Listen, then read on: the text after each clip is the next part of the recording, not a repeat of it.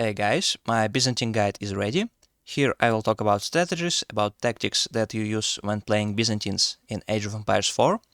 We will also take a look at some Byzantine games for 1 versus 1 on land maps, and we will talk about playing against all other civilizations. Let's get into it. As usual, it's for land maps and 1 versus 1, probably for Platinum Plus level, and it is of 9 of August. I'm not sure when a new patch will come, what will change, but I'm sure that most strategies and tactics will remain the same. Alright, so why would you want to play Byzantines? What are their unique advantages and features? First of all, of course, you get mercenaries. Mercenaries give you some unique units from other civilizations like longbows, landsknechts, keshiks, camels. It is very strong, very versatile. It gives you ability to counter different strategies. For example, if you're rushing Castle Age or your opponent is rushing Castle Age, you can go for keshiks for map control, and you can use them like knights. If you're pushing in Feudal Age, you can go for javelin throwers or longbows, and etc. It really depends on situation. But the point is that mercenaries give you some extra units, and they offer you some very good options.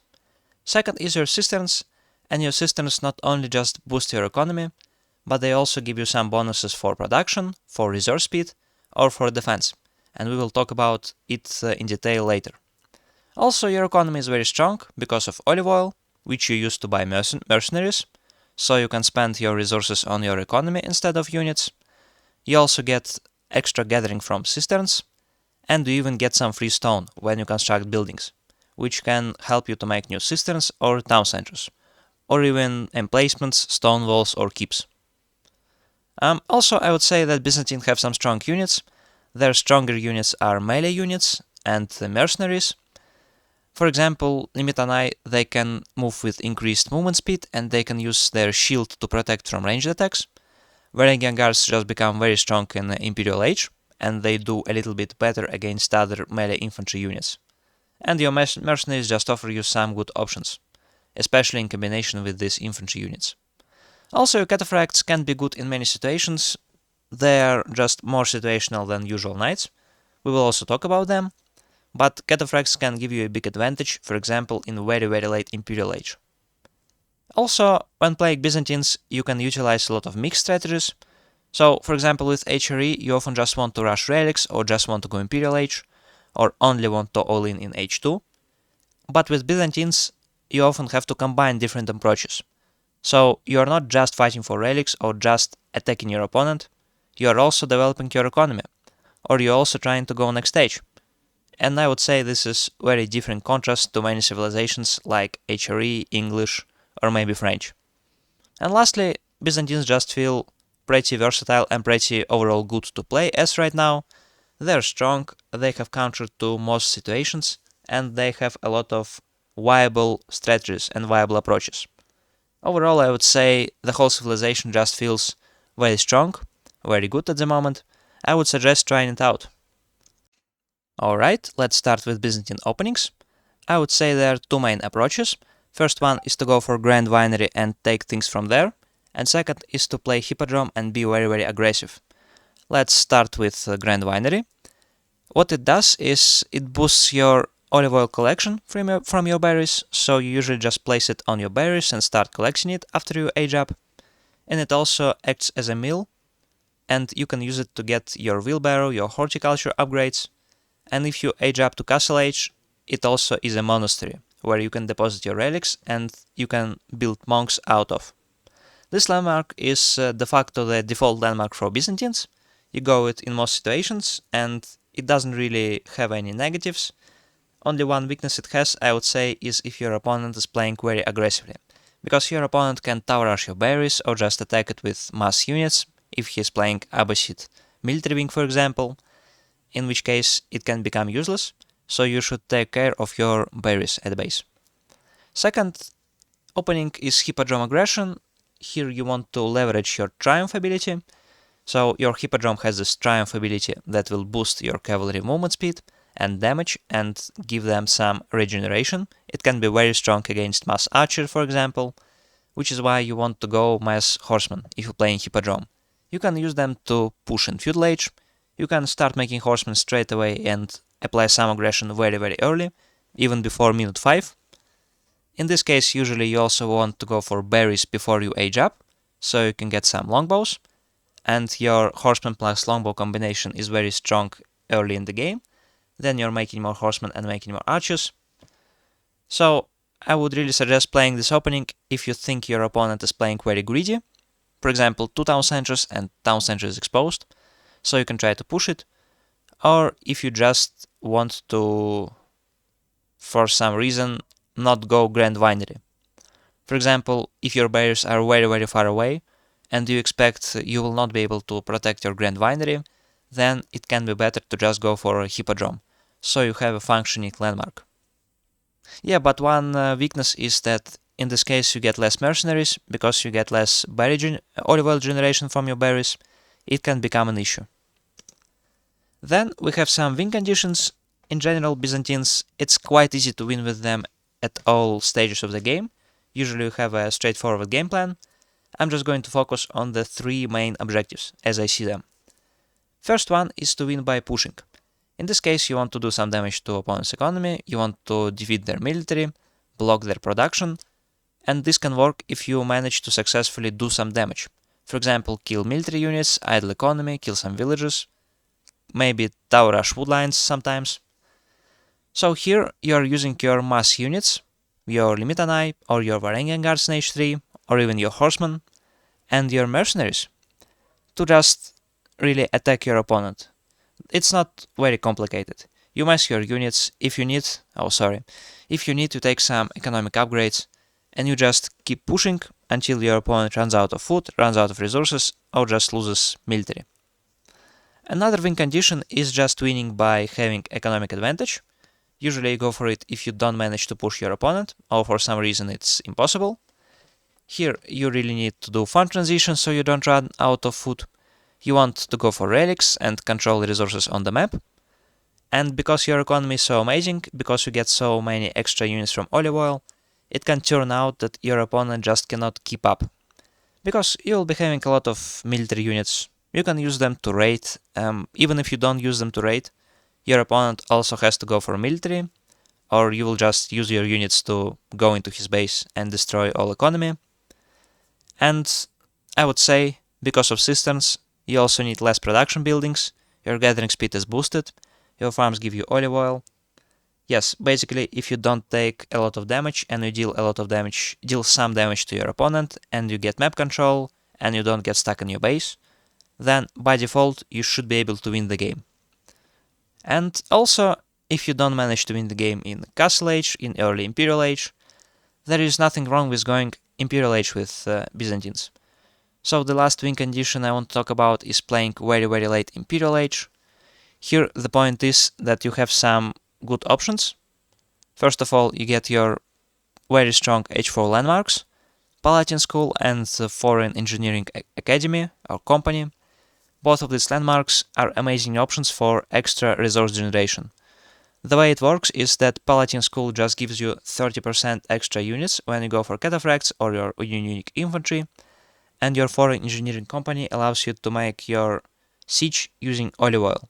Both of these are very amazing, and olive oil you can get from farms, and you can even get it from your traders, which is also a nice economic boost. Basically, it's very difficult for you to run out of resources and to run out of production if you're playing Byzantines.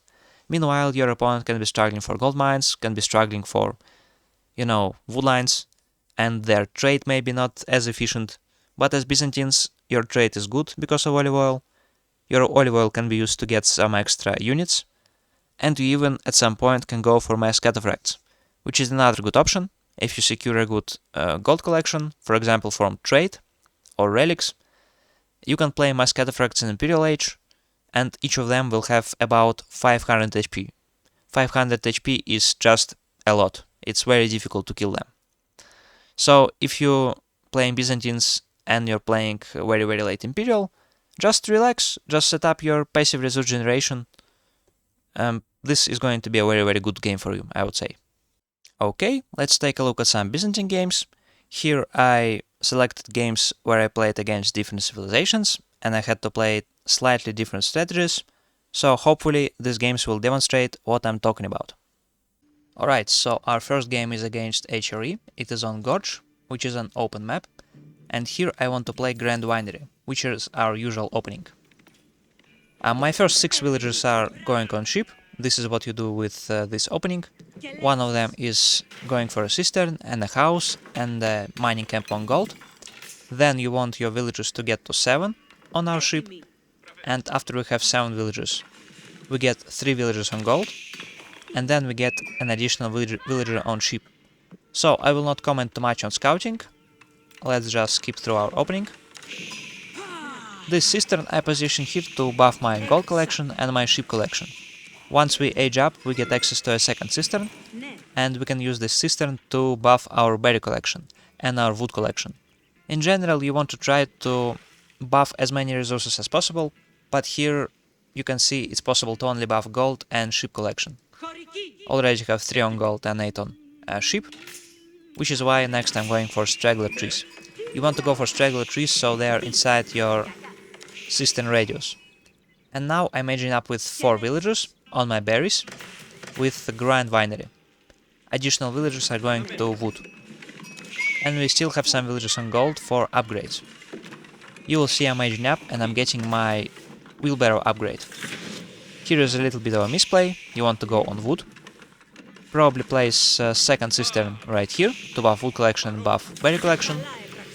Once I'm aging up, I put 8 of my villagers, so 4 used for age up and 4 from ship, I put them on berries.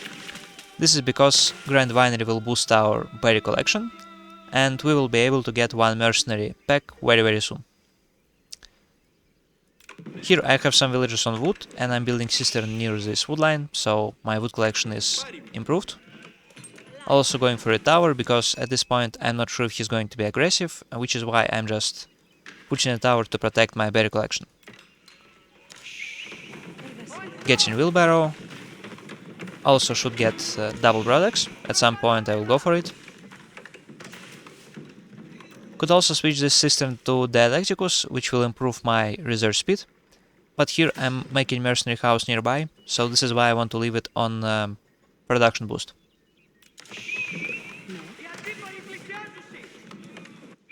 At this point I saw his gold mine, I saw that he's going for age up. Against HRE there is a choice, he can either go for feudal aggression or he can just age up for fast castle. In which case he's going for knights or for relics, or maybe burgrave.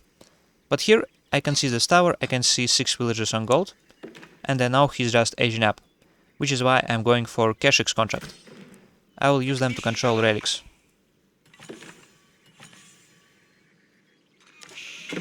My composition will be Keshik's and some Limitanai. It is good against knights and it is good against any units he can immediately get. I also start to make units. I don't want to rush next stage just now, which is why I leave only 4 villagers on gold. I got my eco upgrades, he doesn't have any eco upgrades, and I'm going for palisades and relics. So I'm closing off this relic, and eventually this relic, at the same time just leading my units here to control relics.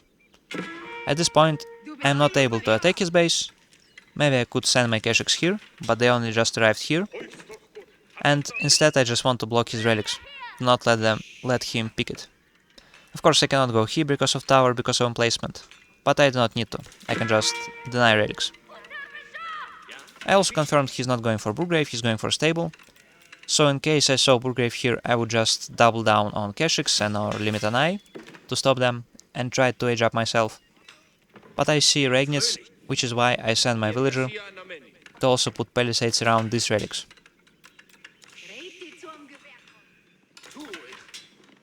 I'm already patrolling here with my Keshiks, and at this point, what is HRE player supposed to do? He sent his monks to pick up relics. From his Aachen chapel he put 1 monk out and sent 2 relics, but this one is already blocked. This is too far away and I will soon block it too. These relics are being patrolled by Keshiks and by Limitanai, and he cannot really use his knights, because they are going to lose this fight. Maybe he could try to attack my base, which is why I'm going to put some palisades.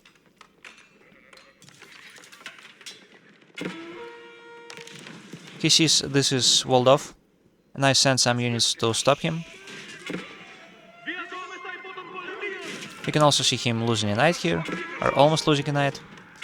This is really a disastrous position for HRE, and this is how you want to play against HRE fast castle. So he's trying to do the only thing he can with his knights, which is to try to raid me, and I'm already aging up behind this. I'm also slowly getting some farms, so I don't run out of food. But I still have some food sources, so at some point I'm going for them. Losing a villager, maybe 2 villagers.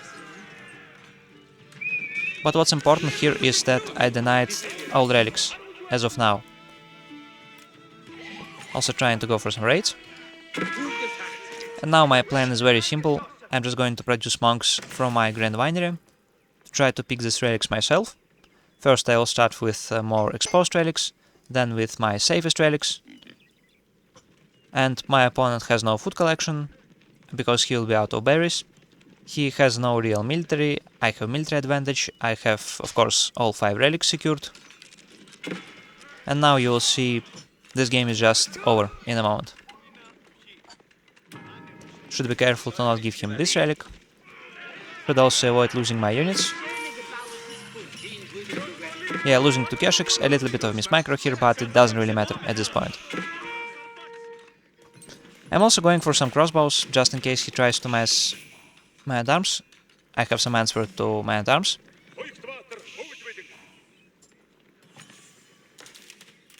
Now I'm just getting all relics. I still have a lot of food sources, which is why I put palisades here, so my food sources are secure. It is my deer, it is my berries. Here he tries to go for spearman. I do a little bit of monk micro. Lead my military here, and he's not able to pick any relics. So you want to be careful about relics, you want to really secure them against HRE. And he just GG's.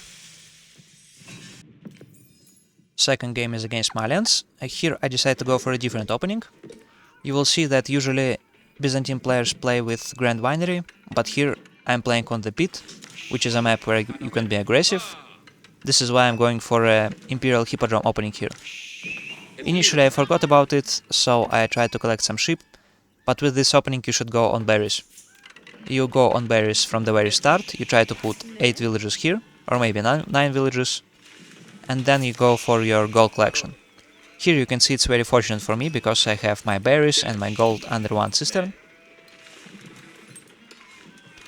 At this point just trying to age up, put 1 villager on sheep, it's fine, 8 villagers is enough to get me mercenary pack when I age up. Let's speed this up. And I'm going for a hippodrome. So what is important here is my hippodrome is under its cistern influence, because I need a production boost for my hippodrome. It is also close to my town center, it's secure. And I will want to use my horseman to block his gold mines. My goals are first of all to stop him from making any additional gold mines. You can see this gold mine is very exposed, which is why my horsemen are very effective here. These 2 big gold mines of course are also far away, and if I just keep pushing, I stop him from getting a second pit mine. It is a lot of value for me. And at some point I can just dive on his woodline, on his main pit mine, which is also far away from his base. Yeah, this map is just very aggressive, which is why this opening should work well. You can see we already have almost enough olive oil for a mercenary pack. I need to change my woodline, and immediately I start going for horsemen.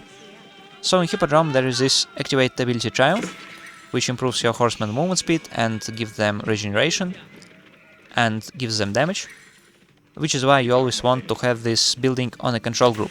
So in case you're fighting, you want to press Triumph. It aggregates some charges, it regenerates some charges when you defeat enemy units, and you want to use it in fights, usually, when you have a lot of horsemen.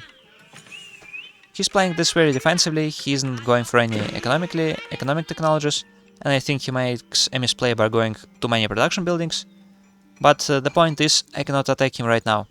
He's also going for palisades. Instead, I just want to patrol his gold mines, not let him do a second pit mine. I believe soon I also try to kill the scout. And I'm going for a longbow contract. You can see my mercenary house is right under my cistern. It's also very important, because production speed is boosted. Not much is happening, I'm just going for more horsemen.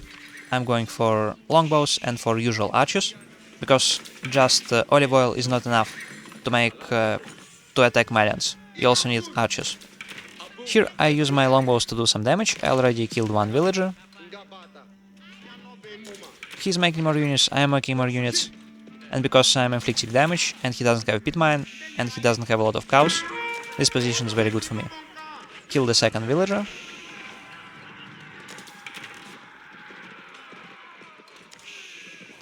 Now all I need to do is to just get some blacksmith upgrades. You can see he already got his blacksmith upgrades. I'm also getting my steel arrow, I'm getting my protection from arrows at some point. Yeah, already have it. Killed another villager. Took some damage from the javelin throwers, but that's fine. And now it's 11 minutes, I'm getting ready to dive him. He got textiles, which is a smart move, but it's a little bit too late, and now I'm just going for my hydrosiphons, which are my rams. And at this point I just have more military, my military will be stronger, longbows are very good, horsemen will have triumph, and now you will see how this push goes. I also use my horseman here to block his food collection, also very important against Malians. And you see hydrosiphons are able to attack 2 buildings in line. So I'm breaking pit mine and I'm also breaking this house. And if any units get in the way, yeah, they get some damage. Not a lot, but some damage, right? And here I just want to force a good position out of him. He's not attacking these hydrosiphons right now, which is why I'm continuing to break buildings. Now he's attacking, so I'm leading them away. And now I'm trying to go with my horsemen. I can also surround these villagers. I got my unique upgrade, Expilatores, which is why I'm getting 20 gold for every villager. And now I just see I can run in, trying to do a good job with my archers longbows to snipe these donzos. And once donzos are down, I activate my triumph on horsemen. There is not a lot of donzos, there is about 11 of them, which I can snipe, which I can tank. You see my horsemen are almost not taking any damage and dealing with the javelin throwers really well. And here the game is just over, because I already sniped a lot of villagers. I go on woodline, snipe these villagers, stop his deer collection, break his cows, and my rams are also working. So this game is just over. Last game is against Ayyubids, so I will skip the beginning because it's just usual build order with Grand Winery. Here one thing I can see is my exposed berries. Gold is also exposed, but berries is a bigger concern, because with Grand Winery you always want to get these berries to get your mercenaries. And against Ayyubids it can be dangerous, because they can go this military wing for free, desert traders, or they can just go economic wing and some production and attack me, which is why I will be going for an early tower here. I'm doing the usual things with my villagers, just going for some berries to get mercenaries, also getting wood for a mercenary camp and for production. And here I see his production buildings. Once I see his production buildings, I understand I will need some units right now, which is why I'm getting some limited eye. Also he got one desert trader, and my tower, this is by the way is a mistake by me, this tower, because it doesn't cover my whole berry bush. So either I needed to place it more here, or I needed to get my arrow slits earlier. And you can see as Byzantines you will have some extra stone, because you get stone from constructing buildings. But you need 50 stone, and if you go for a second cistern this early, you don't always have stone to make arrow slit research. So keep it in mind. Here I either need to go for arrow slits early, or I need to place this tower more forward. But here I already collected 500 berries, so this is enough to give me longbows. I go for longbows here because I think against Ayyubids they are stronger, they are the best contract for H2 and for H3, especially for H3 really. But here I have to abandon my berries and go for sheep for a while. That's fine, because we're going to return here anyway. I'm still collecting my gold. You can see I'm looking with my scouts so my gold doesn't get sniped. Getting some limited eye, and meanwhile he's getting some units. He also got some economic technologies, I got some economic technologies, so we are not playing this YOLO. I already got arrow slits here. And now I'm just trying to chase him off and resume my gold collection. Here he's going for ram, he's hoping to block my berry collection. He mismicroed and I managed to kill some units. Finally, I go back to berries, and at this point I have longbows. It is impossible to push this, using my longbows to snipe archers. And here you can see I'm using this ability, Shield Wall, to tank some damage from archers. So you want to use this only your Limitanei when they're getting attacked by ranged units. In this example, I'm not hoping to really kill his archers with my Limitanei, so I'm just using it to tank, right? Because it is still a threat, he has to damage them, or they will reach archers and start damaging them. Now I can resume collecting my berries, and I soon can go for a second longbow pack. I am sure at this point that he's going next stage, and he is indeed going for gold collection. For some reason, yeah, he's getting his first blacksmith. I'm also getting blacksmith, and getting my steel dagger upgrade. It's very important if you're playing with longbows. Here you should be very careful about raids, you should try to prevent them. You can see longbows are very powerful and they can deal with horsemen when the amount of horsemen is not big. And I'm going for some farms, because you see I'm out of sheep and I don't want to go for this deer or these berries yet. It can be dangerous, which is why I'm going for farms. But eventually I will have to go for deer. Here I see he aged up. He has advantage in this case because his culture wing allows him to age up more easily. And now I should be very defensive and also get next stage myself. You can see I made 2 towers. I can garrison my villagers inside to snipe some archers he makes. And I'm going for more longbows. Limitanei plus longbows should be enough to stop him, but against Ayyubids this is a very dangerous moment, because this is a very good timing for Ayyubids. Still going for some farms. And now I will need a new food source. Of course I will need to go to this deer pack. There is not a lot of other safe food sources. And I'm going for more farms, of course. So in general going for farms is very good. They're a little bit cheaper for you, and they give you some stone that you can use to make cisterns or get emplacements. And also they give you 20% of your resources as olive oil. Here you can see it's plus 32% because of Grand Winery. So usually you want to place them under Grand Winery, but here it's not really possible. These farms would be very exposed, which is why it's also fine to make them here. Aging up with the Golden Horn. You always want to age up with this landmark. It gives you a lot of mercenaries. Also you can see it's right under my cistern to boost its production speed. And here is a dangerous moment. I try to set my Limitanei to range attack protection. Here I garrison my villagers. Not all, but some villagers inside. I should garrison more, of course. Gulams, they go down. Yeah, this is point just trying to win this fight, just trying to hold him. I'm not doing the best micro here, my Limitanei should be attacking these Camel Lancers. Some Limitanei are attacking. And I managed to repel this push.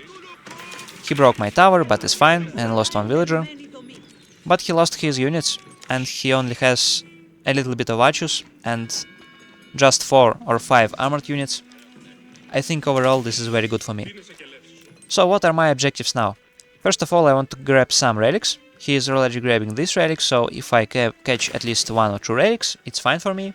Because he's Ayyubid, he has advantage here, I cannot do anything about it in most cases. I also want to transition to farms and go for deer if I need it. And I want to go for my man-at-arms, my Varangian guards. They combine really well with my Limitanei, because Limitanei are good, for example, against crossbows, if you activate this shield wall, and Varangian guards are good against anything else.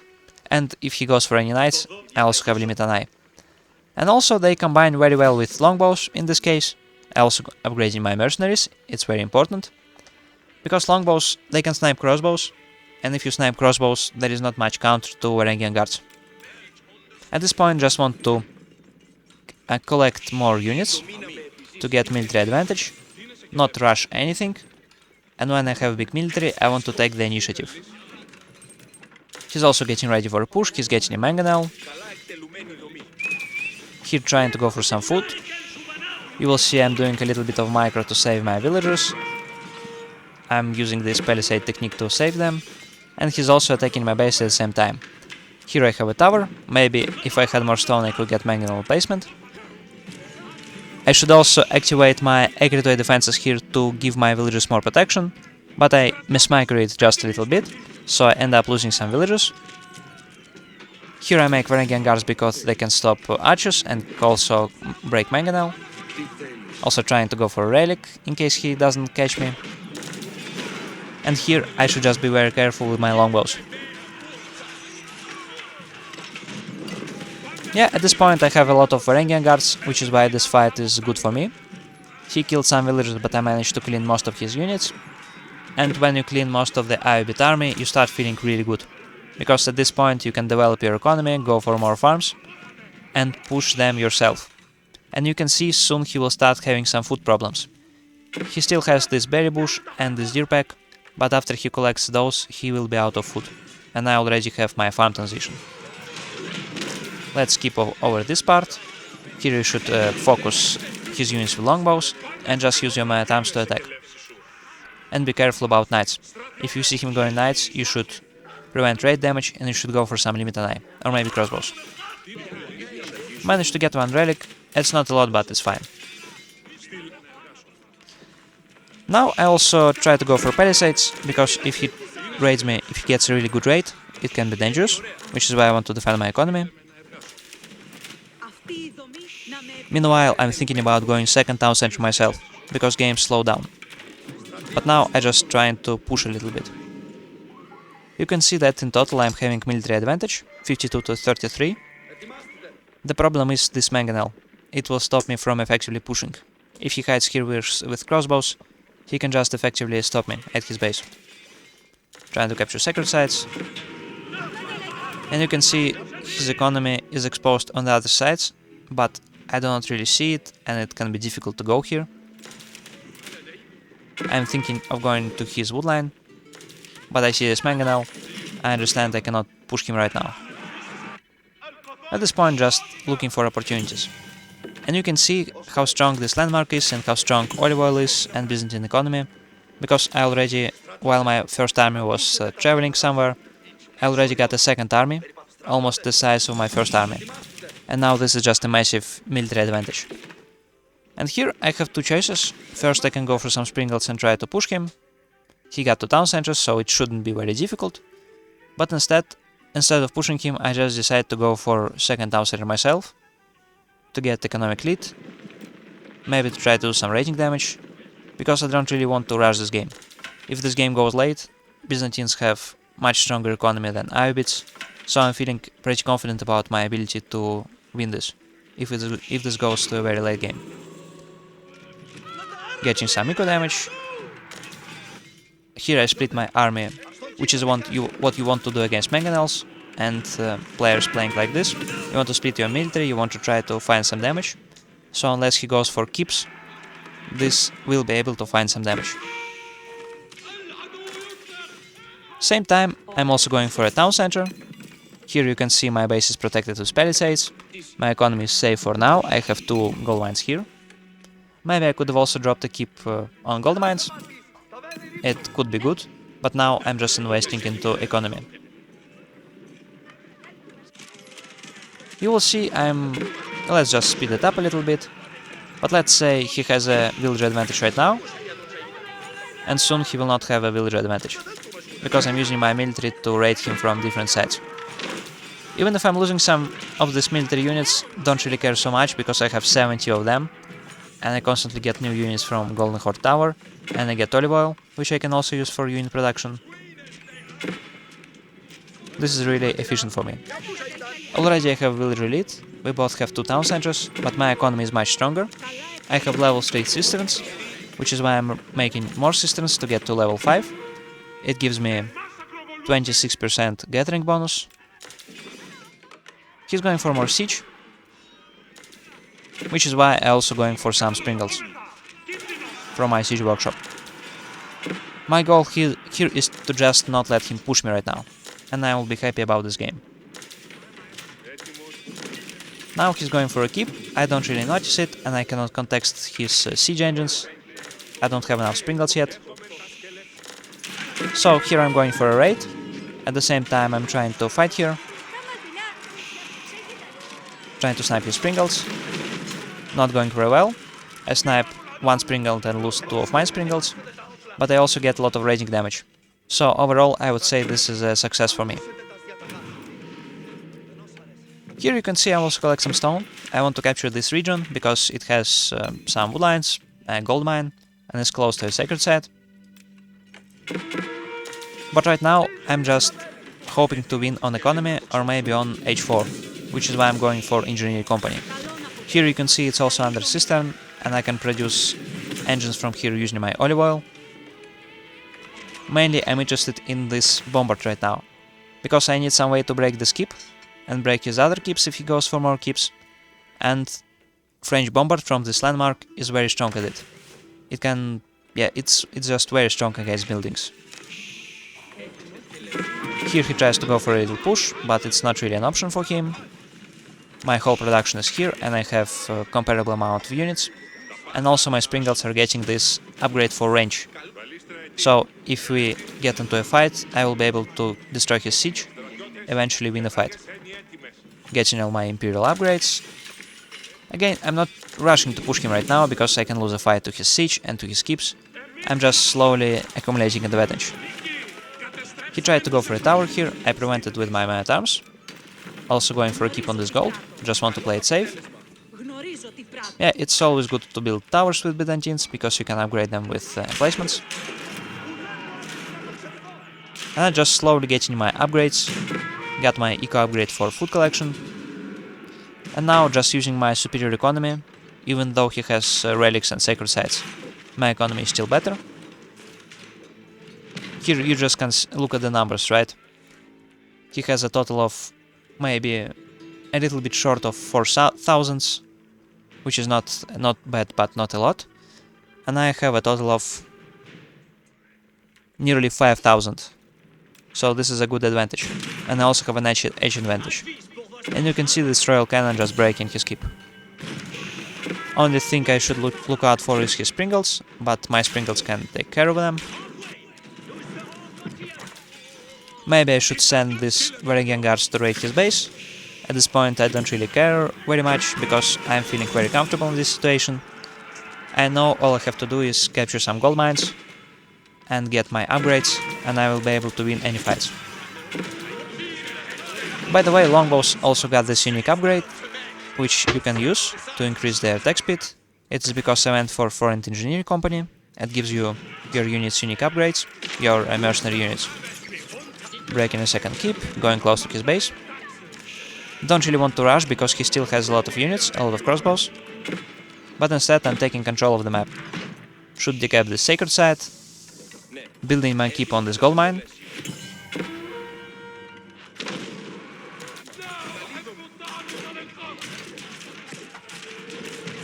He's going for defensive keeps. I cannot really stop it right now. This angle is not very good for my bombard. And he's getting more Springles. Well, actually maybe I could try to stop this keep, but he still has a lot of crossbows. So this is not a fight I can really win right now. Instead I'm just trying to inflict some damage and go back under my own keep protection. Here also something I do is I drop my cistern to boost my gold collection, and later I can get some production here. And this production will be 100% more effective because of my cistern network. Just trying to connect it to my other cisterns. A little bit expensive, but I think it's worth it. Here not taking the best fight, but at this point you can just look at my economy, it is much better. I have to go back a little bit, but it's not very scary for me. Still getting new units. Continue to get more siege from my foreign engineering company. So here I have a choice either to go for some siege or go for some mercenaries. Both options are fairly good, but I think because he has a lot of crossbows, it's much better to go for this Nest of Beasts right now. Also, be sure to get your upgrades from university. Right now I got my fire arrows for longbows and my infantry upgrades for my Varangian guards, which I'm using as my main infantry unit. But you should adapt depending on situation. Here he breaks some of my Springles and some of my siege, doesn't feel good, but again my economy here is just so much stronger Then I can produce new siege. He's going for this gold mine again. He's dropped a keep. It's important to just not let him destroy your economy. As long as your economy is standing, it's okay. Also, you can see I go for a market, because you can sell some olive oil, in case you need gold, in case you are out of gold. And of course you can sell some food. As Byzantine you will have a lot of food, because your farms are under your cisterns, which is 26% more effective. At this point I just want to go for siege and go for Varangian guards and go for full military, full population and push this. Let's see how it goes. He's trying to break these buildings. I should turn on my Presidium. Kind of forget about it, because it's also boosting my production. A little bit of a fight, but you get the general idea. Even though I lose 3 Sprinkles because of Miss Micro, don't really care about it. My Varangian guards are strong, I have a lot of Nest of Bees, I have much more economy, and he is running out of gold. Because this gold is under control. This gold is not under control, but soon I can raid it, and it will be out very soon. Trade is not very good for him. So even though he's mining his gold, yeah, my army is still better, I still have more other resources. And here I just decide, because I'm also running out of gold a little bit, even if I sell my resources, I believe at this point I decide to go for some horsemen. Horseman plus Varangian guard is a strong composition, also going for some Streltsy. You see his economy, not even his gold, but his food and wood. Because he's playing Ayyubid and I'm playing Byzantines, it's really struggling, right? Really struggling. Going for horseman. He still has some siege, but it's not very useful when you don't have anything to protect it.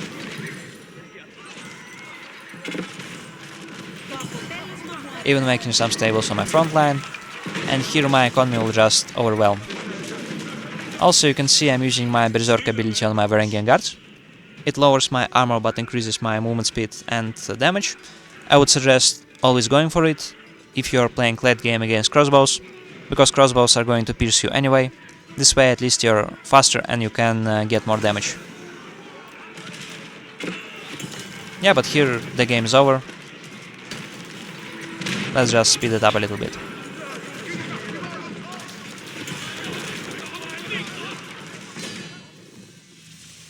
Alright, we looked at some games. Now let's talk about unique Byzantine tactics. So I should say that Byzantines have a lot of unique aspects, a lot of unique mechanics, and this is why we are discussing a lot of tactics here. But once you learn them, once you get accustomed with them, it becomes very easy to use them. Our first tactic, of course, is berries. Berries are especially good for your civilization, because you get 50% of your food collected from berries as your olive oil, and you can directly use it to produce mercenaries. It is just a very efficient food source. Of course, to use them you just have to put a mill and maybe some defenses, like tower or palisades or spearmen, your limitanai, meaning you have your starting berry bush. Usually you want to either play hippodrome, in which case you place a mill at the very start and start collecting berries from the start, or if you're playing Grand Winery, you start with your sheep and you place your Grand Winery on berries and only then you collect them. Usually I would say you should always get your berries if it is efficient for you, so if your berry bush is close, and if you are not rushing something like Castle Age. Because if you're rushing Castle Age, you just cannot afford to slow yourself down, and you will slow yourself down because you're getting more olive oil, but you're getting less food. Of course, if you're collecting berries in an unprotected region, your opponent can always raid it or attack it, so you should also be careful about that. Second tactic is olive groves. These are like farms. They cost a little bit less and they give you 8 stone for each farm. And also it is like berries in a sense that by collecting food here, by working them, you get extra olive oil. But not 50%, only 20%. You should always try to place them safely, ideally under your town center or your Grand Winery. Here you can see Grand Winery radius. It slightly boosts your olive oil generation, not by a lot, so in this example I am placing the rest of my farms here, because my opponent's base is this way, and farms here wouldn't be very protected. So your first concern about olive groves should always be safety. You can make a lot of them at one time, like 10 or 15, or you can add a few at a time. It depends on your macro, it depends on your situation. I would say that there is nothing wrong with adding 1 or 2 or 3 olive groves every minute, every 2 minutes if you have the wood. It's just a passive way of developing economy, because each one of these farms will give you food and also give you some olive oil. Only weakness is cost, but it's situational. So if you're not rushing units or rushing relics, of course you can get some olive groves. Our next tactic is a landmark. It's Grand Winery. It is your usual landmark of choice. In most situations you want to go this instead of Hippodrome, because if you go Hippodrome you have to go Horseman, and Horseman are very situational. But anyway, Grand Winery you want to place at your starting berries. If you want to go Grand Winery, you have to decide before you go H2. You have to decide at the start of the game. If you want to go this landmark, you want to collect your sheep, and only when you're aging up with 3 villagers or 4 villagers near your berries, and you start collecting berries with your villagers after you build it. So 4 villagers were building it, they go to collect berries, and another 4 are pulled from town center also to collect berries. This allows you to get a quick mercenary pack. You can also keep your Grand Winery safe by making some units or by making a tower like in this example with arrow slits. And you want to eventually place a cistern so it covers your berry gathering. Of course it's dangerous in some cases because it can get tower rush, it can get attacked, which is why in this specific case I got a tower for myself. But also maybe you should consider going for some units. Imperial Hippodrome is an alternative landmark. It is stable, but it also has a unique ability called Triumph. Triumph gives your horsemen some boost for damage, for speed, and for health regeneration. If you have 10 plus horsemen, it is a very, very strong tool for feudal aggression. It also works on your cataphracts, but it isn't as impactful for cataphracts as it is for horsemen, because it only gives you a fixed amount of damage. If you go this landmark, you want to be aggressive, you want to use your horsemen and some longbows and archers to attack. In this case you can also see I'm placing it under my cistern so it produces horsemen quickly. And you can also see this mill. If you go Hippodrome, you want to collect your berries in Dark Age. This is because I want to go a mercenary camp shortly after building this Hippodrome and get some mercenaries. Usually it's longbows, but you can also try to go for Keshiks in some cases. Only weakness I would say is that you get less olive oil, and in case of Grand Winery you can also use it to produce monks, you can use it to get wheelbarrow and economic technologies, so economically it's slightly more convenient, and Imperial Hippodrome you cannot do these things with it. But overall I would say it's still fine, it's not a big deal. Tactic number 5 is making an early tower with emplacement. So this is not unique to Byzantines, but what is unique is that you get your stone from building all buildings. And this is why if you build a tower and you skip your cistern, so you have only one cistern from the start, then you can allow to make emplacements as soon as this tower goes up. And this can be very strong against civilizations like Ayyubid or maybe French, which are attacking you with cavalry units from the very start, or maybe Abbasid, which goes for military wing. You should place a tower situationally. In many games maybe you don't want to go for it, but if your barriers are exposed, if you cannot make a mercenary pack yet, you should consider going for this tower. And also you can place this tower on enemy gold or enemy woodline. If you're playing on a very short and aggressive map, you can actually tower rush as Byzantines. Against H3 it can work pretty well, so keep this in mind. And tactic number 6 is cisterns. So first of all I should say, when you start the game you always want to place your cistern to cover your sheep and to cover your gold. You in general just want to place cistern on your economy, because it has a radius in which it inspires your villagers. Here you can see they are inspired, they are gathering this gold a little bit more quickly. You also want to connect your cisterns using aqueducts. It is a maximum of 5 cisterns. When you get 5 cisterns connected in one network, they get a big bonus to everything. And you also have different abilities that the cisterns have. Your default ability is your production boost. It boosts your production of military units and of monks. You most of the time want to have this active. Another ability is reserve speed. If you're going for economic technologies, or you're trying to upgrade your units, or you're trying to go for blacksmith technologies or university, you can switch it to reserve speed. You can even dedicate a separate cistern under which you will only build upgrade buildings. Presidium is ability that you often do not use, but sometimes when you're getting pushed, when your buildings are getting torched, you can turn it on to slow enemy push a little bit. And lastly, you have your accurate defenses, which is an activatable ability. It is independent of these three abilities. So these three are toggles that you can switch on and off. And accurate defenses you can activate once every 2 or 2 and something minutes. It will give your villagers extra armor, extra attack. And this is useful for two situations. First, if you want to repel an enemy tower rush, you can pull 8 or maybe 6 or 10 villagers and attack enemy spearmen or enemy villagers with accurate defenses active. And second, if you're suddenly getting raided, you can activate it to give your villagers some defense, some protection. For example, if you're getting raided by a French knight, usually a French knight can two-shot your villager by charging into it and attacking it. But if you activate quickly your accurate defenses, French knight will need 3 attacks because of how armor works. So, of course, cisterns can be expensive. They get more expensive the more you have them. And they cost stone, so it's kind of an expensive resource. But also you get some passive stone generation from making farms, making buildings. This is why usually your first 2 systems you get just by making buildings, and you eventually have enough stone for them and for aqueducts. Your third cistern you get about minute 10 or minute 11. But if you want to boost your economy, if you have some extra capacity, you can just send a few villagers on stone and upgrade your cistern network. It's always good, I would say. But of course you should keep the cost in mind, it can be expensive. The next tactic is a unique unit. It's Limitanai. It's like your spearman, and he has 2 distinct features. First of all, it has a shield.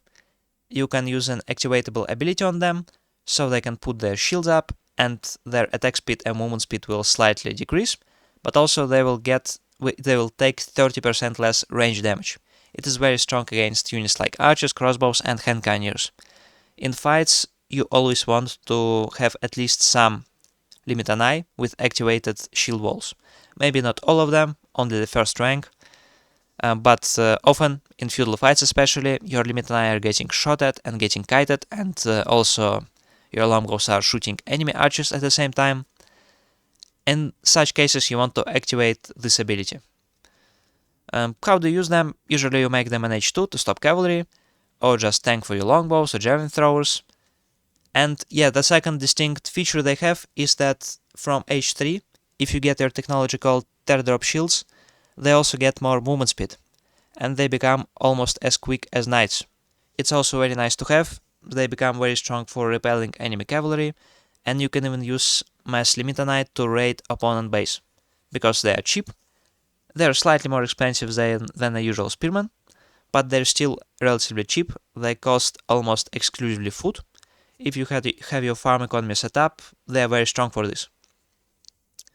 Yeah, and I would suggest just going for Limitanai if you have enough food or food collection, and if you know they will not get hard countered. So if your opponent is spamming crossbowmen, I would say it's okay. It's good to go for them, but if your opponent is spamming only men-at-arms and archers, probably you don't want to go for them in this case. Only weakness, yeah, is that you need a lot of food to keep producing them. Next tactic is mercenaries. You can see here a mercenary house built right under the cistern influence. You always want to build it right under your cistern. You get 3 contracts. We will talk about them in detail. Usually you want to always produce your mercenaries when you have olive oil, and you always want to be collecting olive oil when you have a chance. So you want to be going for your starting berries, then you want to get additional berries, or you want to go for farms. And it's very efficient because it allows you to get a lot of extra units. All of them are unique. You should choose your contract depending on the situation. And also one thing to remember is you always want to promote your mercenaries when you age up. it boosts them immensely, and it promotes all of your mercenaries. So yeah, there is not really a scenario when you don't want to go for mercenaries. You always want to keep them in mind. And now let's talk more in detail about different contracts you can get. Yeah, also one thing to remember is you can build your mercenary house near a neutral market. From neutral market you can get some unique mercenaries that you do not get from these contracts. But these are very situational. Usually I wouldn't suggest going for them, so this is why I will talk more in detail about these 3 contracts. But about neutral markets, you can just experiment with it, see if anything works for you. Personally, I would suggest just going for these 3. So how it works is that you choose one contract. For example, you choose Eastern contract and you stuck with it for the rest of the game. You cannot go for other contracts, which is why this decision can be very important. And our first contract, Eastern contract, is it gives you 3 units. In Feudal Age it gives you Keshiks. Then in Castle Age you can go for Keshiks or Gulams. And in Imperial finally you get Keshiks, Gulams and Tower Elephants. So you see, this contract really gives you some armored units. And in general, I would say it is a good option if you're trying to rush fast castle, or if you're trying to counter opponent's fast castle, or if you have to fight enemy man-at-arms in H2. Because Keshiks are very good for all of these things. Keshiks are really like knights, they are an amazing option for early H3 and for H2. Later on you can use Gulams to tank for you in fights, and also make some siege engines. Yes, because Gulams are Abbasid / Ayyubid units, they have the ability to build springles and mangonels right in the field, without any technologies. It can come very useful for you. Elephants, I would suggest just going for elephants if you want to have some fun, because Imperial Age, elephants don't really matter. They get easily sniped by hand cannoneers and even by bombards, and they're kind of underwhelming. Yeah, so if you go fast castle, if you're trying to counter opponent's man-at-arms or fast castle, go for Keshiks, go for Eastern contract. Only weakness of this contract, I would say, is that crossbowmen counter both of these units pretty badly. And also Keshiks can become kind of underwhelming later on. Next contract is Western mercenary contract. It gives you longbows, lanzknechts and streltsy. All of these are good DPS units. They're fairly generalist. I would say longbows are good in most situations. Lanzknechts are a bit more specific. They do not perform as well against knights or archers, but in mixed armies, when you have a lot of Varangian guards and just infantry, in even cataphracts, they can become very strong. Streltsy are just an amazing late game units. Basically it's hand cannoneers for olive oil, which is very good to have. I would suggest going for this contract most of the time, when you can get away with it. So maybe you want to go for javelin throwers, which we will talk about later, if you want to defend in H2. Maybe you want to go for Keshiks if you're going to counter enemy fast castle, or going castle yourself. But if it's neither of these options, I would suggest just going for longbows by default. In my opinion, it's the most versatile and just the best contract. Only weakness is that these units are kind of slow and kind of squishy, so they can counter by mangonels, which is why you want to have a good front line for them and a good setup for them, and just be careful with them. And next contract is Silk Road mercenary contract. Gives you javelin throwers, camel riders and grenadiers. I would say this is a more of a counter unit contract. Javelin throwers are very good at countering ranged units. Camel riders, of course, amazing anti-cavalry option. Grenadiers, I would say, are fairly good against unit masses. These days they are not being used all that often, but they're still pretty good, I would say. And this contract is good for you if you are fighting something like Delhi, or Rus, or Ayyubid, because these civilizations will try to attack you with archers in H2, and then at some point they go H3 or you go H3, and they like to go for cavalry, which is why I want to have camel riders. But this contract also, it can be a trap for you, because javelin throwers and camel riders both are situational units. In H3, if your opponent is playing, for example, English, and just playing man-at-arms crossbows, these units will not perform very well. Man-at-arms, for example, javelin throwers and camel riders cannot deal with them.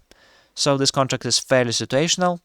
Usually I would suggest going for a Western contract if you want to have some defense in Feudal Age. But if you expect a very heavy aggression, you can just go for javelin throwers. Okay, Kaiser Siphons is your analog of rams. These are just rams, but a little bit more expensive. They cost a little bit of gold, and they can burn buildings. Something to note about them is they can burn multiple buildings at the same time, and they do it from a greater distance. Here you can see I am targeting this pit mine, so not only this pit mine goes down, but also this house, and if any unit get in the way, they will get a little bit of damage, and it can be used to suddenly kill big groups of villagers. It is not very reliable, but for sure it makes it more difficult to break these hydrosiphons. There is not much to say about them. You use them like we would use usual rams for pushing in H2, or maybe for some split pushes in H3 when you try to divert enemy attention. They are kind of expensive and they get broken by melee units, so you want to be careful about them. Golden Horde Tower, pay attention here, I place it under my cistern, so it produces some mercenaries for free from contracts that you have opened. If you got to a neutral market, by the way, it will produce sometimes also neutral mercenaries from neutral markets, I mean, right? So here you want to have a cistern, you want to upgrade it, you also want to go for a military technology, military academy technology from blacksmith, because all of this will boost your Golden Horn Tower. You just age up with it, it's your usual option. The other landmark is kind of weak at the moment, which is why almost always I go for Golden Horn Tower. And yeah, you also want to make sure that this cistern is switched for production bonus. This Golden Horn Tower can easily give you plus 8 extra villagers or plus 10 extra villagers by just producing these mercenaries. It's very strong. Only problem you can have with it is that you cannot control your unit type that gets produced, which is why if you go for something like Western Contract, usually it's okay for you, because Longbows, Landsknechts or Streltsy, all of them are okay in most situations. But maybe if you go for Camel or Javelin Thrower, it can be very situational. Unique melee technologies, just want to talk about them, because these technologies can be very important, can be very clutch. Most important of them is Teardrop Shields. You get it in Castle Age, and it boosts your limit ally movement speed by 15%. It also boosts your Varangian Guard attack speed, which are your melee arms, and it boosts your Cataphract's armor by 1. This technology is very strong. If you're going for any of these units, you should get it. Other technologies are more situational. So here we have two feudal technologies, Expilatoris and Torch upgrade for scouts. This is good if you're playing Mars Horseman and you have a scout and you want to torch some towers or some buildings. This is good also if you're playing Mars Horseman with Hippodrome and just want to do some rating damage. It will increase your damage against enemy villagers and give you some gold for killing each villager. And these are your Imperial technologies. Berserking, it's a special ability for Varangian Guards. Basically, if you get this, then Varangian Guard's Berserker form gets stronger, and this just upgrades Cataphract unique ability Trample. Also kind of situational, but if you're going for mass Cataphracts, you can get it. Only weakness here of these technologies is they all cost some resources, so this is not your first priority, except maybe for this one. But you should consider getting them because they can be very useful. Okay, Varangian Guards, here you can see a typical composition you can use with them. You go your Varangian Guards as your man-at-arms, so they have a little bit less health and a little bit more attack and melee armor, so they're kind of a little bit better against other melee units, but a little bit worse against all other units. Here you see I also have longbows with them. You use longbows or javelin throwers to snipe crossbows, which your opponent can use to counter them. And I also got some crossbows of my own to just more easily kill enemy armor units. For example, knights. Usually it's your unit of choice once you get H3. They can be very strong. They're a little bit more expensive, but you have if you have a big mass of units like this, you can just swarm enemy base, enemy production, kill economy and finish the game. Also, they have this unique ability called Berserking, which lowers their armor but improves their movement speed and their attack speed. You should use it unless you're fighting against archers and spearmen and horsemen, so cheap units. If you're fighting against crossbows or knights, you always want to use it. It will just improve your DPS and make it better for you, basically.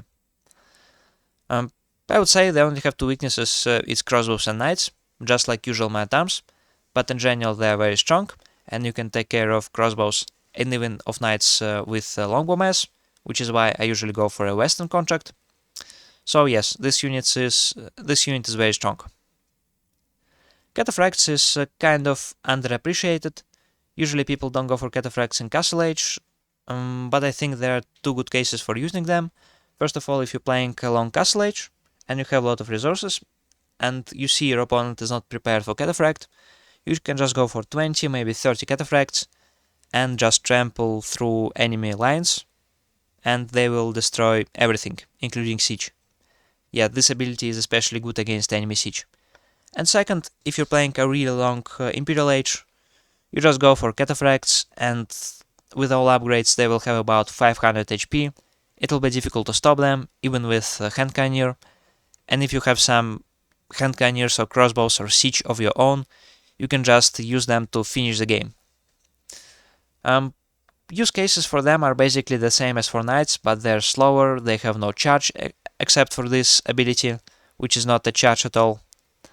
So, of course, they're more situational, but for direct fights, I would say they work even better than usual knights.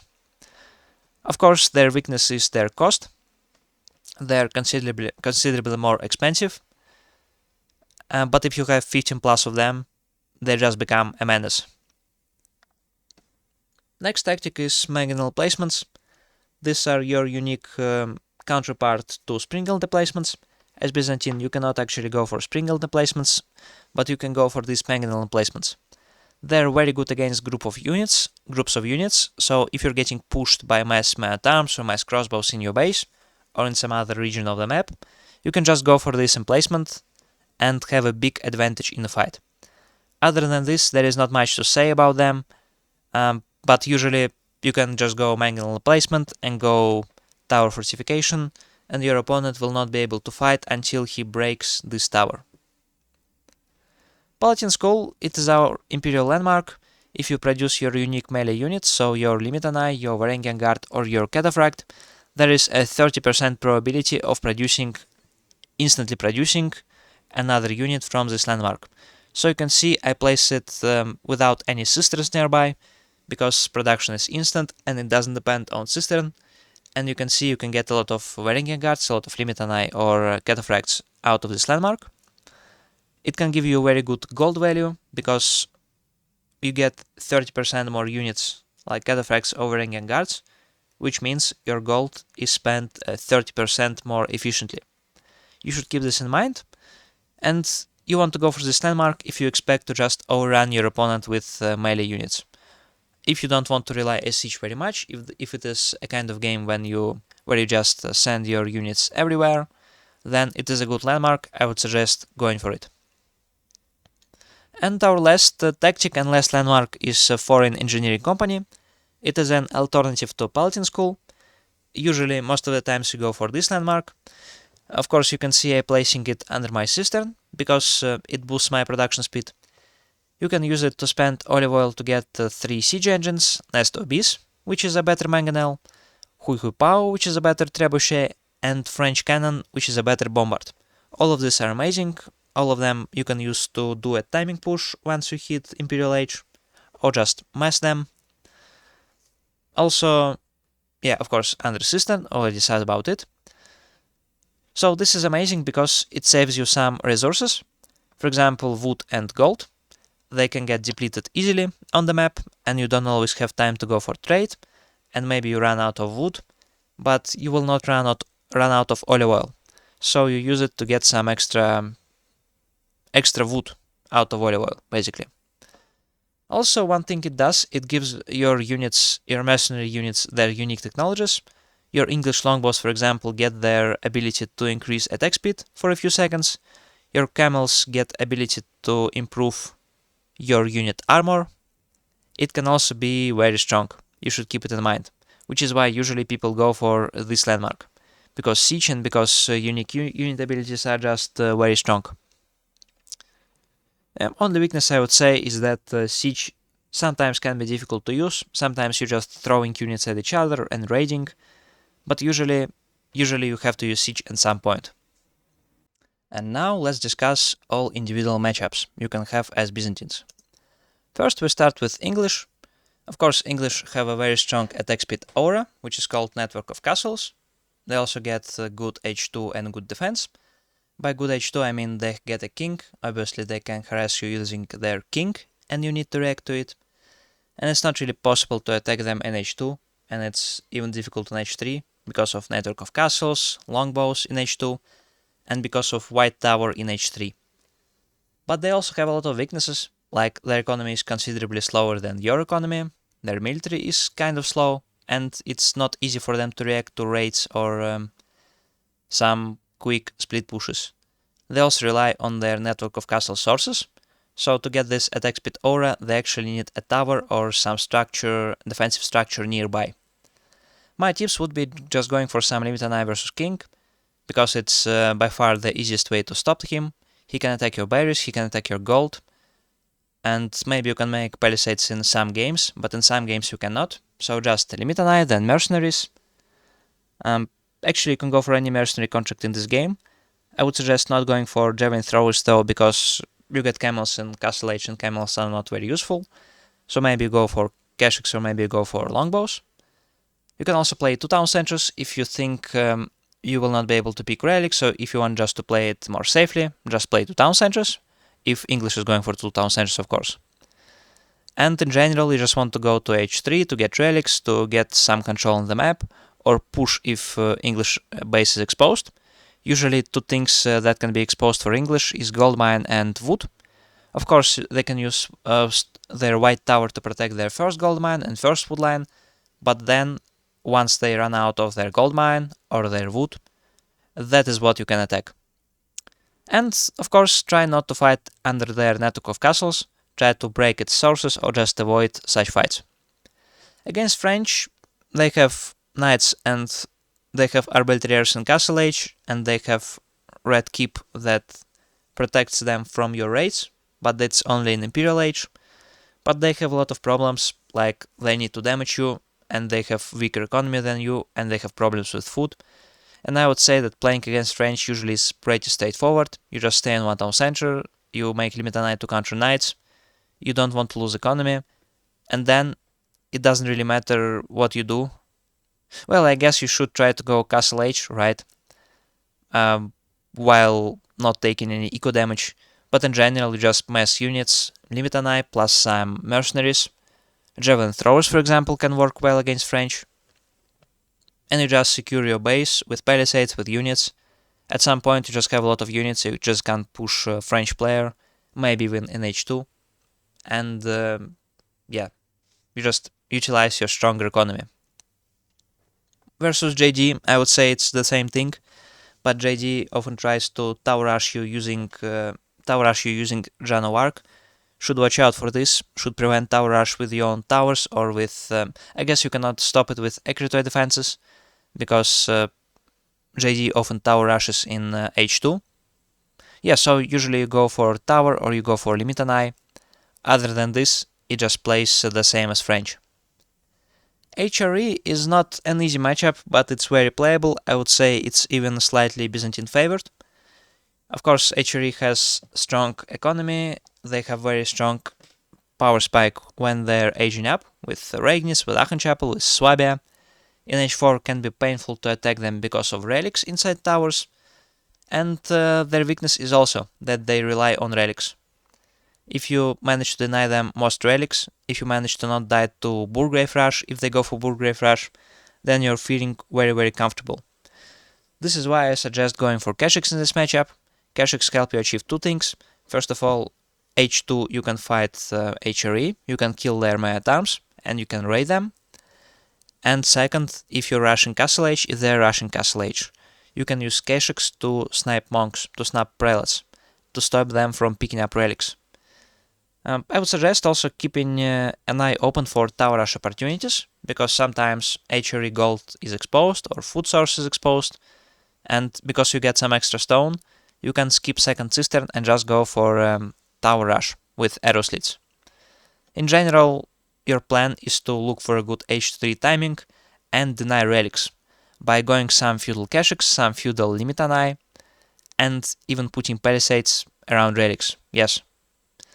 So, you just fight for relics. Once you secured relics, you get better economy because of olive oil, because of cisterns, and HRE runs out of food, has to go to farms, and it becomes not very good for them if you manage to deny relics. But if you don't manage to deny a lot of relics, then I would say it's an equal game. You should just try to play it economically. OOTD, it's similar, but also there is a lot of differences. OOTD economy is much weaker, but OOTD has some other bonuses like better landsknechts, slightly better knights, better production. And main difference that concerns us here is that OOTD cannot just rush castle as good as HRE can. And it's also difficult for them to fight you in H2. So I would suggest going for an aggressive H2, just spamming a lot of Keshiks, spamming a lot of archers. They can only do one thing against it that can beat you in most of the games, is to go for main work plus my arms. And if they go for main work plus my arms, you really want to utilize your Keshiks, and at some point you want to transition to H3. So this way you can counter OOTD my arms by going crossbows and by getting upgraded Keshiks. But other than this, I would say it plays very similarly as HRE, but it's even slightly better for you. But you should keep an eye out for OOTD infantry, and not be afraid to make crossbows to stop it.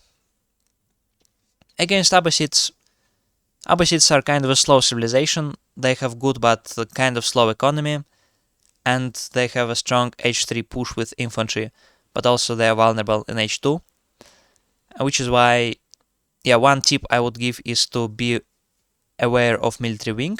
They get to spearmen and to archers. They can do quite a lot of damage if you are not prepared for them.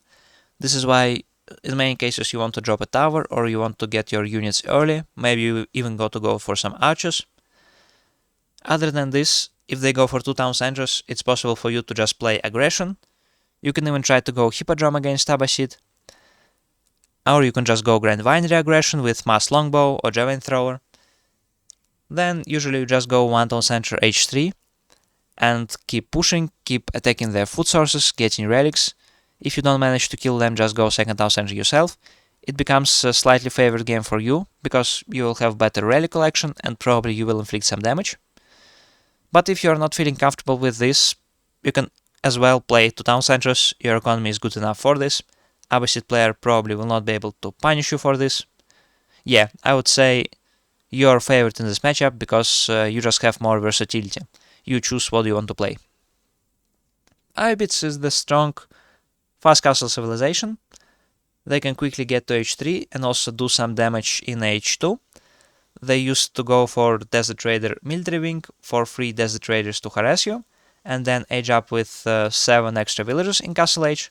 But these days what I see is they go for economic wing in H2, so they get 3 villagers in Feudal Age. They use it to put some pressure on you, and they then quickly age up with cheaper age up option and get relics. In any case, you should be ready for their feudal aggression, which is why maybe you want to drop a tower on your resources, maybe you want to go for some units, but you also want to quickly go to the next stage. Main point here is to just survive somehow H2 and the beginning of H3.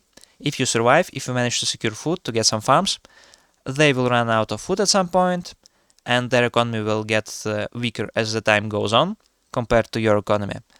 So this is why you just chill in your base. You don't try to get all relics, maybe secure 1 or 2 relics, don't lose your army, repel their attempts to attack you, and when you see they run out of food, when you see them going for a 2nd town center, you can just attack them or raid them, and usually you can do some damage, and if you cannot attack anymore, just develop your economy, like 2nd town centers, cisterns, farms, etc.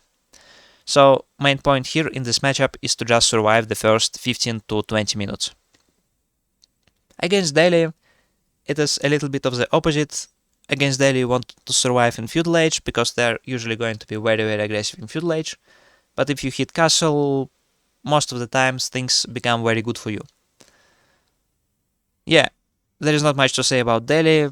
They will try to push you with Gather Raiders and Archers most of the games, but also they're kind of susceptible to raids, which is why you have to play heavy feudal age units, and you want to look for an castle age transition. I would suggest going for Hippodrome in some games, because your horsemen with Triumph are actually decent against the daily army composition, and you can use them to raid, and you can use them to deny sacred sites. But if you go Grand Winery, it's also completely okay. You just get more mercenaries. Here I would suggest to go for javelin throwers, but longbows can also work. Just try not to lose your military, try to develop your economy, secure some food, or transition to farms, and don't lose your mercenaries. Instead, you want to gather your infantry, gather your mercenaries, at some point push them on a sacred site, recapture it, and then you just transition to next stage, get your upgrades, and you should be able to clean daily military, and just win the game by economy. Versus Chinese can get some Zhuginyu in H2, but usually they always need Song Dynasty to get Zhuginyu, so it's kind of slow, and Chinese don't really go for Zhuginyu pushes these days against Byzantines, because it's too slow, and you can stop it with mercenaries. However, their economy can be very strong, and once they hit Castle Age, they get strong raiding capability with Palace Guards, even with Fire Lancers, but usually with Palace Guards. However, they have some issues with food, which is why they need to do an expensive farm transition, and their H3 is not as strong as your H3. They just don't have this big advantage that you have in olive oil and mercenaries, and they're kind of sluggish. Often you can snipe imperial officials, and granaries take some space to build. I would suggest just playing one town center and playing mercenaries and being just very aggressive, pushing their food, transitioning into H3, then pushing in H3, targeting food sources. And then, if you don't manage to kill them completely, usually you don't manage to destroy Chinese completely, but instead you just want to get relics, you just want to get comfortable, get control of resources, gold mines, try to create some raid threats, and at the same time you want to add a second town center, you want to make farms, and transition this into a long game, where you will have advantage due to having more relics, more resources, and just being constantly threatening, and having a lot of economic bonuses. Zhu Xi is a little bit similar, but also it is a quicker version of Chinese. For example, they can go fast castle faster, and they can go Zhuginyu push without a second landmark, without Song Dynasty, which is why Zhuginyu push actually can be dangerous. I would say here you have to use your mercenaries to counter Zhuginyu, and you want to be proactive about it. You want to see if Zhu Xi player is going for Zhuginyu push.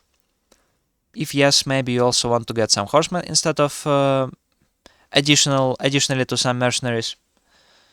In general, you just want to go next stage and do what you always do, which is to go Varangian Guards, to go mercenaries, to push Zhu Xi on food sources, because food situation, I would say, it's almost as bad as Chinese. They probably can get 3 or maybe 4 relics if they try to go fast castle, and they can get some economy going if they go for 2 town centers, but your push and your mercenaries should just be so strong that it should be possible for you to punish it and to get a big advantage. But if you don't manage to finish the game, just go for 2 town centers yourself, stabilize, and this is still a favorite, I would say, game for you in most situations. Against Mongols, it's kind of dangerous, because Mongols get good trader income. If you don't stop their civilry, they're going to beat you because their economy is going to be stronger. Also, they have Keshiks in H2, which are like knights, and they have a good timing to attack you in H3, with Kurultai and some archers or crossbows. But they also are very exposed to your raids, which is why you yourself can go, for example, for Keshiks and try to raid their economy, and also their trade can be stopped. So my suggestions would be, first of all, to stop their tower rush, because often they will tower rush your berries, tower rush your gold. You want to prevent this with accurate defenses, or with your own tower, and then you just play it as usual, but you want to focus on aggression here. You cannot just let him be, right? You want to attack markets, you want to attack food economy, anything that is exposed, but also you want to not lose your military units. If you lose a fight, it can become a disaster for you very, very quickly. If your Mongol opponent is being very aggressive in H2, then you want to mass units before going to Castle Age, but once you're Castle Age, you just want to use your units to raid. So with big unit masses, protected from Keshiks, protected from anything, you just go from different angles. And one extra tip is in H3, your limit and I are very good for raiding, for stopping Mongol trade. Because Mongols usually want to utilize their gold and go for Keshiks, which cost a lot of gold. But your limit and I, they are good against Keshiks, and if you get teardrop shields upgrade, they get 15% extra speed, which is why they are very good for raiding Mongol economy and Mongol traders. Ottomans kind of underwhelming right now. They get military schools to give some free units, but military schools are not strong before H3 or H4. They also get some janissaries, which is why probably you don't want to go for cavalry in H3 or later. Their economy is not as strong as yours. They also rely on aggression to win the game, which is why you should not take any damage from them. I would suggest just being aggressive in H2, maybe even want to go for Hippodrome. Just push their gold with your mercenaries and with the units. Try to break military schools.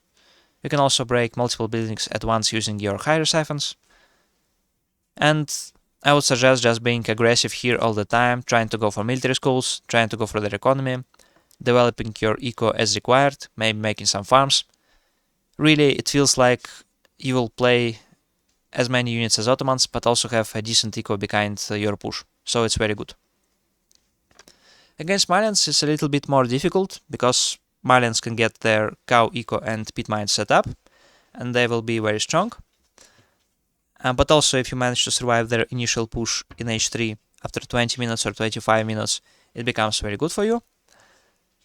Especially your limit and I in this matchup are very strong, because Malians don't get any melee arms, they only get sofas, and sofas can be countered by limit and limit and I really here are very strong. My tips would be to just go for Western Contract, for longbows. You can snipe Musafadi, you can snipe other units against Malians. And in this matchup I really like playing like I would be playing daily, so going Hippodrome, going Masked Horsemen, longbows and archers. Here you can prevent them from going any pit mines, additional pit mines. You can limit how many cows they play, and at some point you can just run in with Triumph and destroy them.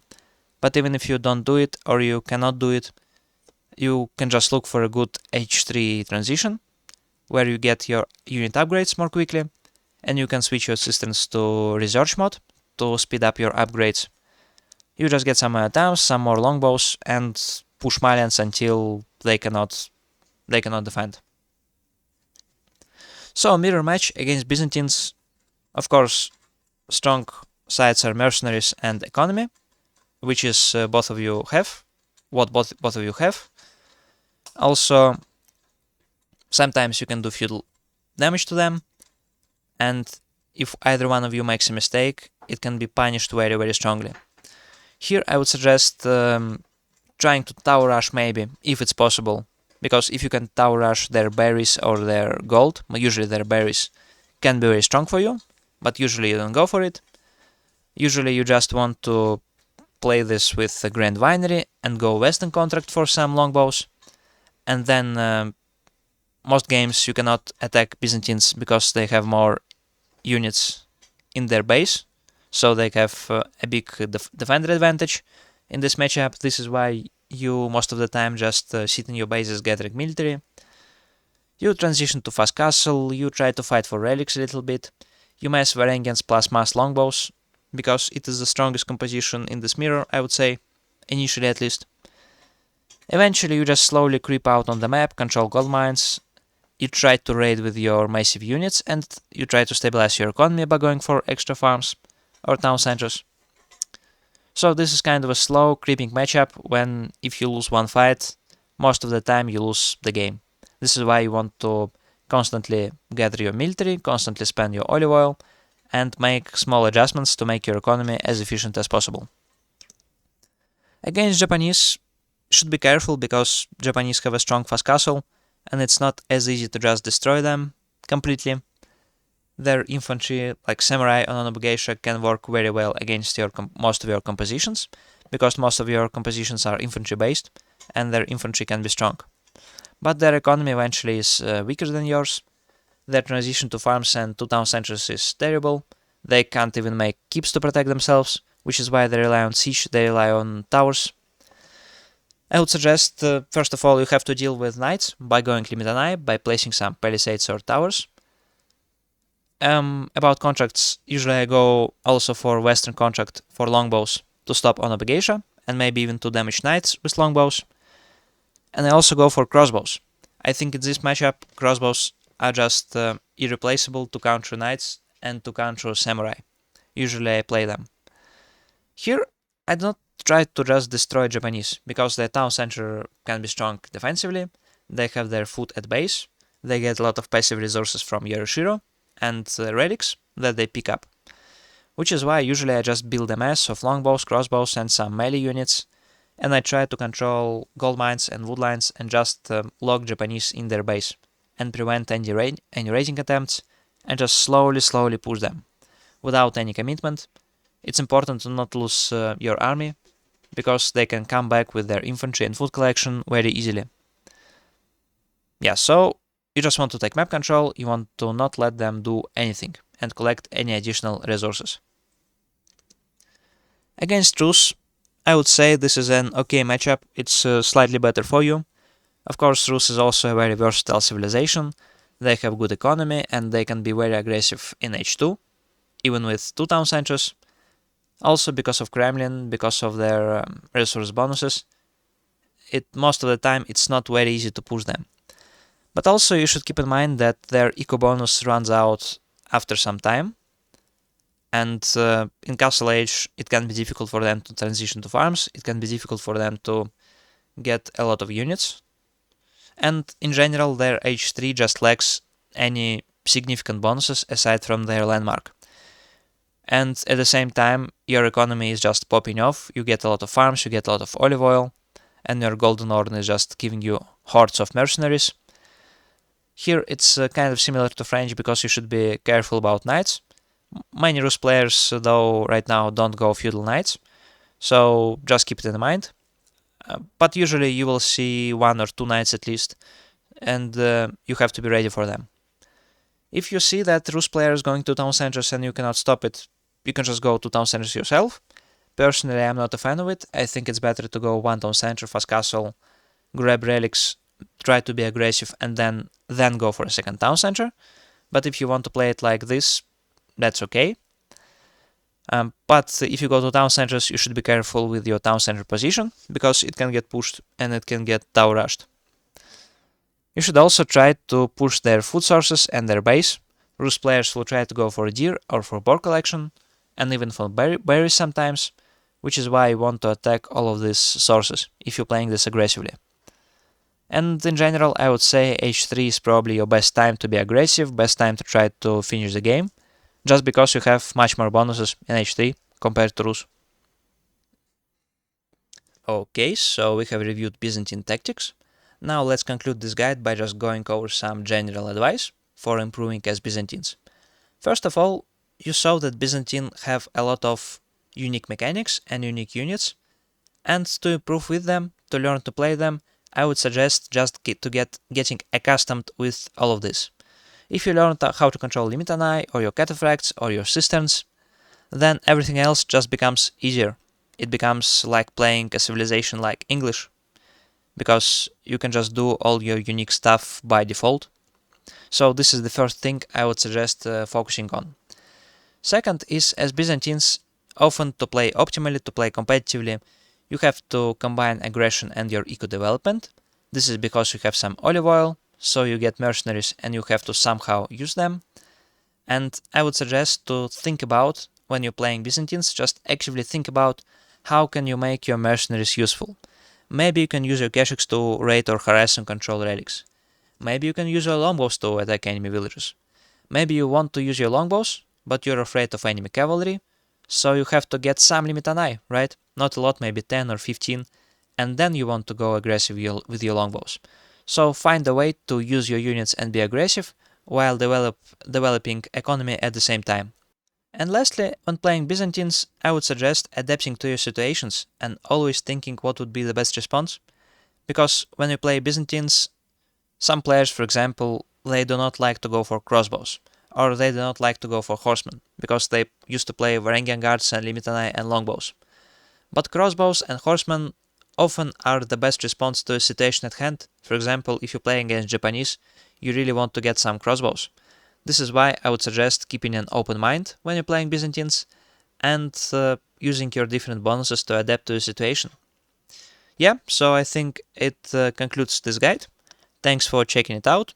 I also have other guides on this channel. You can check out my strategy and tactics guide, which is for all civilizations. So see you later.